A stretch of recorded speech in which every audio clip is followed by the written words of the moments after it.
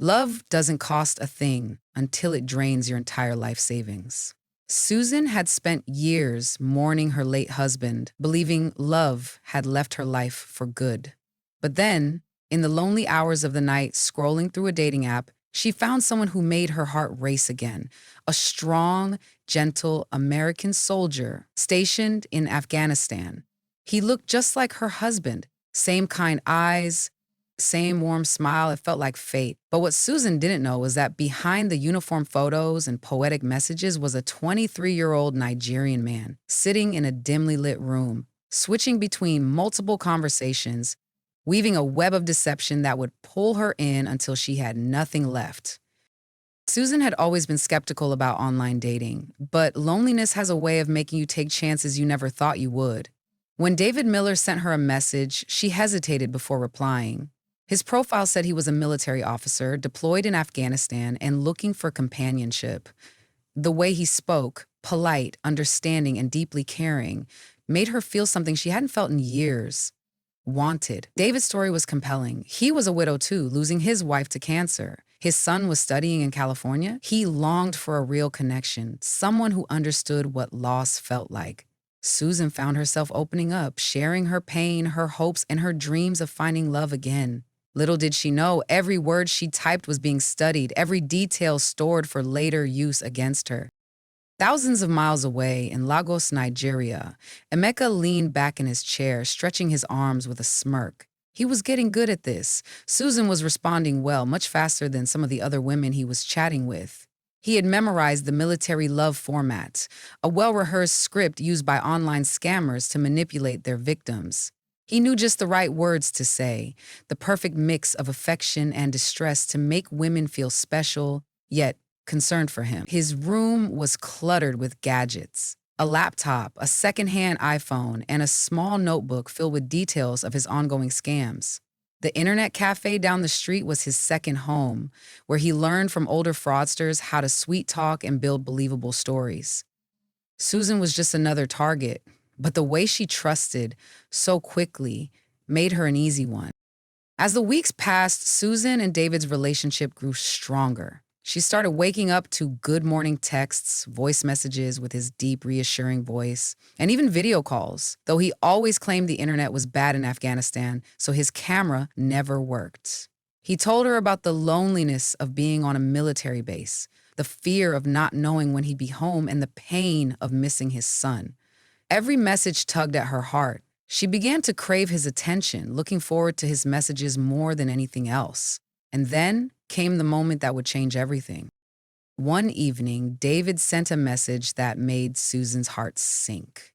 His bank account had been frozen due to security concerns while stationed overseas. He couldn't access his money, and he needed help.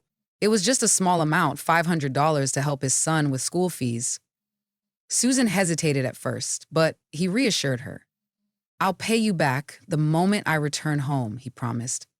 "You're the only person I can trust." Feeling honored to be needed, Susan wired the money without a second thought. After that first payment, Susan felt more connected to David. He called her his angel, his blessing from above. He even started talking about a future together. "Once I get back from deployment," he wrote one evening, "I want to start fresh. I want to buy a house in Pennsylvania. I want you there with me." Susan's heart swelled. It was happening. Love was happening again. So when he told her he needed help securing the down payment for the house, just a temporary loan, she didn't even hesitate. She sent the money. Over the next few months, David's requests became bigger. First, it was $2,000 for his son's hospital bills, then $5,000 for military documents he needed to process before his retirement. Susan drained her savings, but she told herself it was worth it. This was love. When she finally ran out of cash, she did something she never thought she would. She sold her late husband's car, the one thing she had left of him. David told her he had finally secured his retirement and was ready to come home. All he needed was a clearance fee from the military before he could leave Afghanistan. It was expensive, $50,000, but once he returned, he would pay her back tenfold. Susan hesitated. She was running out of money, but she had one last asset, her house. The thought of selling it made her sick, but David reassured her. "This is our future we're building," he said.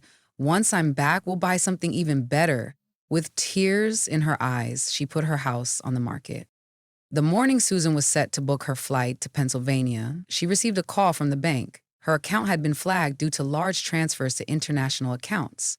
The bank manager asked if she was aware of these transactions. Panic settled in. She rushed to the police, desperate to find out what was happening.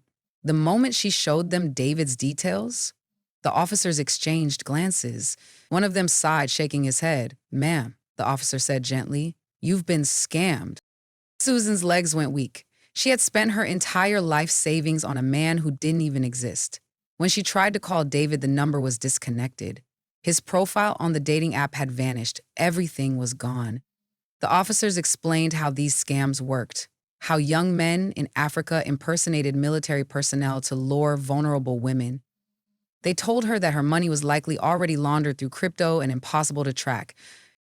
She had nothing left. No house, no savings, no pension. While Susan was sitting in a police station in Florida devastated, Emeka was in Lagos, Nigeria, popping champagne at a nightclub. His latest payout had come through and it was time to celebrate. Women surrounded him, music blasted from speakers, and he laughed at a joke a friend made. He had no remorse, no regret. Susan was just another victim, one of many, and tomorrow he would start again. But what Emeka didn't know was that Susan's case had caught the attention of a determined offman who wasn't going to let this go. And for the first time, Emeka's world was about to change. Detective Mark Lawson sat in his office, staring at Susan's case file. This wasn't the first time he had seen a romance scam, but something about this one felt different. The sheer amount of money lost, the level of deception, it was as if Susan had been carefully studied and manipulated at every turn. He had seen victims before, but Susan's case was personal. Her tears, her empty eyes, the way she kept saying, "But I loved him. I was going to marry him." It was enough to make his blood boil. He made a decision. He was going to Africa. He needed to see where this was happening and find out if there was any way to bring these criminals to justice. The moment Mark stepped off the plane in Lagos, Nigeria, he felt the energy of the city. The streets were packed with people selling everything from clothes to phone accessories. The smell of roasted meat filled the air and loud music blasted from shops on every corner. But beneath the vibrant chaos, there was another world, one hidden behind tinted windows, in cyber cafes and luxury apartments paid for with stolen money. Mark was there on an unofficial mission. The local authorities were overwhelmed with crime and corruption, and most internet fraud cases weren't even pursued. Still, he was determined to understand how these scams worked, how these young men convinced victims like Susan to send their life savings without a second thought. With the help of a local journalist, Mark was introduced to a former scammer, a young man named Bayo, who agreed to talk in exchange for anonymity. What Bayo revealed was shocking. Scamming wasn't just a random act, it was a structured business. There were schools where young men were trained in what they called Yahoo. They learned scripts, practiced accents, and even took lessons on how to write like an American. Some even paid older scammers for coaching on the latest formats, the term used for different scam strategies. The military romance scam was one of the most profitable. The steps were clear. Find an emotional target. Lonely, older women who had lost husbands or had bad relationships. Build trust. Keep conversations warm. Use sweet words and always make them feel special. Introduce a problem, a fake emergency that required money but seemed reasonable, like a frozen bank account or needing funds for a plane ticket home. Escalate the requests. Start small, then grow bigger as the victim becomes more invested.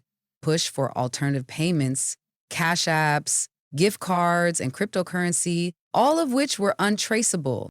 Mark followed Bayo into a rundown building where young men sat at desks, glued to their screens. Some had multiple phones ringing at once, speaking in soft, rehearsed American accents. Others typed messages filled with affection, while some argued on the phone, pretending to be angry military men desperate to come home. One boy, no older than 19, was convincing a woman to send him money for his sick mother. He had pictures, voice notes, and even fake medical documents. Everything was fake, everything was rehearsed, and yet the woman on the other end was ready to send her last $1,000. Mark felt sick. But this was only the surface.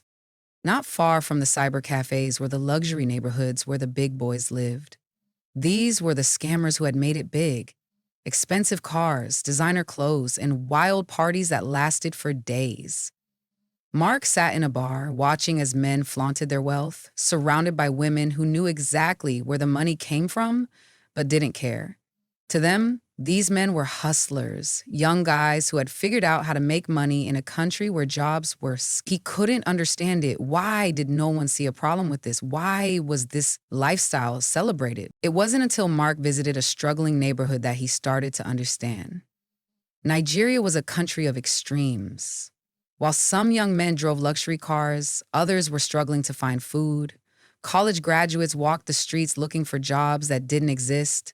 Families lived in houses with no electricity, while politicians stole millions without consequences. Bayo explained, when people see their neighbors making money from scams, what do you think they'll do?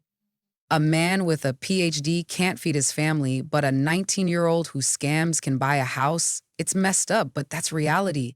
Mark felt a mix of anger and sadness, but he had to stay focused. He needed to find Emeka. Using information from Bayo, Mark tracked down Emeka's last known location, a club, the kind of place where fraudsters went to celebrate after a successful scam. He arrived late at night, blending into the crowd. He watched as young men poured champagne, threw wads of cash in the air, and danced with women who saw them as walking bank accounts. And then he saw him, Emeka, sitting in a VIP booth, laughing, a gold chain around his neck. He looked nothing like the soldier Susan had fallen in love with. He was just a kid, barely in his mid-20s. But there was nothing Mark could do. He had no jurisdiction here, no power to arrest him. And even if he did, Emeka was just one of thousands. With no legal power, Mark decided to do something risky. He approached Emeka directly. At first, Emeka laughed, thinking Mark was just another foreigner looking for a business deal. But when Mark mentioned Susan's name, the smile disappeared. I don't know her, Emeka said, sipping his drink. Mark leaned in. She sold everything for you. Her house, her late husband's pension, and now she has nothing. Emeka shrugged. She should have known better. Who falls for that? Mark clenched his jaw. You destroyed her life. Emeka smiled again. No, she destroyed her own life when she trusted a stranger on the internet. Mark left the club that night feeling defeated. There was no justice here, no way to get Susan's money back. Emeka would wake up tomorrow and start again with a new victim. The police in Nigeria were stretched thin, corruption made things worse, and the laws for internet fraud were weak. Even if Emeka was arrested, he'd be back out within weeks. Mark realized something painful. Susan wasn't getting her money back, and there was nothing he could do about it. Back in Florida, Susan sat in her empty home, staring at her phone. She knew the truth now. David never existed. The love was fake, and yet some part of her still wanted to believe it had been real. Then a new message popped up. Hi, beautiful. I saw your profile and couldn't resist messaging you. You have such kind eyes. I'd love to get to know you. Susan stared at the message. The profile picture was different. The name was different. But she knew better now. She deleted the app. Susan tried to move on, but every morning felt like waking up in a nightmare. The house was gone. The money was gone. Even the memories of her late husband felt tarnished, as if she had betrayed him by giving everything to a man who never existed. Her friends told her to let it go, to rebuild. But how do you rebuild when you have nothing left? The police had done all they could, but they made it clear. Her money was gone forever. There was no getting it back. No justice, no closure, just silence. Detective Mark Lawson returned to the U.S. feeling helpless. He had seen the scam industry firsthand. He had looked into the eyes of young men who saw scamming as a career. He had heard the excuses, the justifications. But Susan wasn't just a statistic. She was a woman who had been robbed of her future. He knew he couldn't stop the scams, but maybe he could prevent others from falling into the same trap. That's when he made a decision. He would use everything he had learned to educate people, to warn them before they became the next Susan. Mark started digging deeper, uncovering just how widespread the fraud had become. Dating scams were just the tip of the iceberg. There were inheritance scams, fake lawyers claiming victims had inherited money from distant relatives, requiring processing fees to claim the fortune. Business email compromise, scammers hacking into corporate emails, posing as CEOs or vendors, tricking companies into wiring millions, tech support fraud, fake IT technicians convincing people to give remote access to their computers, draining their bank accounts. The techniques were endless, and every day new victims fell for them. One thing Mark had noticed in Nigeria was how young the scammers were. Many were recruited as teenagers, lured in with promises of easy money. They started as keyboard boys, running small errands for the older fraudsters, learning the trade before running their own scams. And once they made their first big score, there was no turning back.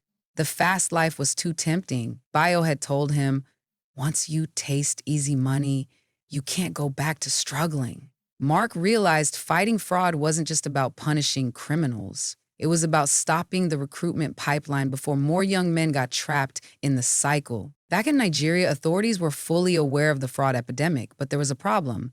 Many of these young men were seen as hustlers rather than criminals. In a country where jobs were scarce, scamming was seen by some as a survival tactic. The government tried crackdowns, arresting groups of fraudsters and seizing luxury cars, but it barely made a dent. For every one arrested, 10 more took his place. And behind the scenes, corruption made things worse. Some scammers had police on their payroll, others paid bribes to get out of trouble. It was a losing battle. Susan was tired of being a victim. After months of therapy and reflection, she decided to take control of her story. She agreed to be interviewed on television, warning other women about online scams. She described how she had fallen, the red flags she ignored, and how it all unraveled. Her voice trembled, but she spoke anyway. She told the world, if it sounds too good to be true, it is. Emails flooded in after her interview. Some were from victims like her, others were from people who had been this close to sending money but stopped after hearing her story. For the first time, she felt like she was doing something that mattered. While Susan was rebuilding, Emeka was thriving. Or so he thought. He had just pulled off another scam, a $30,000 payout from a woman in Canada. But he got reckless. He bragged about it too openly, flashed too much cash. One night, after leaving a club, his car was stopped by local police. They weren't looking for justice. They were looking for a payday. They took everything he had on him, his cash, his phone, his laptop, and when he refused to pay them more, they threw him into jail where he sat for weeks without help. The same friends who used to celebrate with him, they had moved on. To them, he was just another fallen scammer, replaced by the next one in line. Sitting in his prison cell, Emeka thought about all the money he had stolen. He had wasted it all on women, drinks, fake luxury. He had no real investments, no safety net, just regrets. He tried to convince himself he wasn't a bad person. He told himself, these people were stupid. They let themselves be scammed. But deep down, he knew the truth. He had destroyed lives. And now, life had caught up with him. Despite Emeka's downfall, the fraud industry continued. New scammers emerged, new techniques were developed. Cryptocurrency made it even harder to trace stolen money. AI deepfake technology allowed scammers to create realistic fake videos of their victims' lovers. Mark knew the war against fraud was never ending, but awareness was growing. People were learning to be more cautious.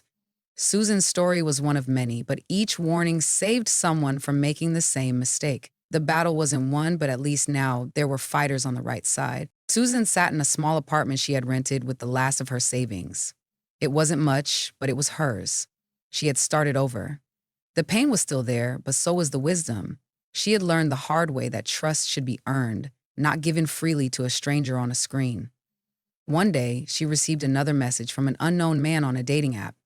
This time, instead of replying, she smiled, shook her head, and deleted it without hesitation. She had lost everything once, but she would never be fooled again. Moral lessons from the story Love Shouldn't Cost You Everything. Susan's biggest mistake was believing that love required financial sacrifice. Real love doesn't pressure you into giving up your savings, home, or security. If someone you've never met starts asking for money, it's a major red flag. Trust should be earned, not given freely. Just because someone sounds sincere doesn't mean they are. Scammers are skilled manipulators who study their targets carefully. Always verify before you trust, especially when money is involved. Loneliness can make people vulnerable. Scammers exploit emotions, especially loneliness. They know how to make victims feel wanted and special, but true relationships take time to build and don't revolve around financial requests. If it sounds too good to be true, it probably is. Whether it's a romantic relationship, an inheritance, or a once in a lifetime business deal, be skeptical. Scammers prey on hope and desperation, offering things that seem perfect but are actually traps. Scammers don't care about their victims, and Mecca never felt remorse. To him, Susan was just another payday. Understanding that scammers are professionals at deception can help people make rational decisions instead of emotional ones. There is no quick money without consequences. The scammers in this story lived lavishly but recklessly. Their easy money didn't last. Fraud may seem like a fast way to wealth, but it often ends in betrayal, imprisonment, or even worse. Awareness can save lives. Susan's decision to speak out helped prevent others from being scammed. Sharing experiences, reporting scams, and spreading awareness can protect potential victims from making the same mistakes. How to protect yourself from being scammed: never send money to someone you haven't met in person. Scammers will use elaborate stories to justify why they need money, often involving military deployment, medical emergencies, or legal troubles. If someone asks for money online, especially through cash apps, gift cards, or cryptocurrency, assume it's a scam. Be wary of online romance scammers. Rush relationships, profess love quickly, and avoid video calls or in-person meetings. They often claim to be in remote locations, offshore jobs, international assignments. They make you feel guilty if you question their intentions. Verify identities, reverse search profile pictures to see if they appear on scammer alert sites. Ask specific questions about their supposed life, career, and background to catch inconsistencies. Look for grammar mistakes or unnatural speech patterns. They often indicate someone pretending to be a native speaker. Beware of pressure tactics. Scammers create a sense of urgency, claiming they need money fast. They might say they'll lose everything if you don't help. If someone is pushing you to send money or share personal information quickly, slow down and step away. Use secure payment methods. Avoid using cash apps, wire transfers, and cryptocurrency for transactions with strangers. Never buy gift cards for someone you met online. It's a major scam method because gift cards are untraceable. Educate yourself and others. Stay updated on common scams by following fraud awareness websites and news sources. Talk to friends and family, especially older relatives who may be more vulnerable to these scams. Report scams. If you suspect a scam, report it to authorities like the FBI's Internet Crime Complaint Center, IC3, the Federal Trade Commission, FTC, or local law enforcement. Even if you can't recover your money, reporting scammers helps prevent them from targeting others. Trust your instincts. If something feels off, trust your gut. Many scam victims later say they had doubts but ignored them. If something doesn't add up, don't ignore the red flags. By staying informed, cautious, and skeptical of too good to be true situations, people can avoid falling into the same trap that Susan did. Scammers thrive on desperation and trust, so the best defense is awareness and careful decision-making. If you enjoyed this video, like, share, and subscribe to see more good videos like this. Leave a comment in the comment section. Tell us what you love to see next.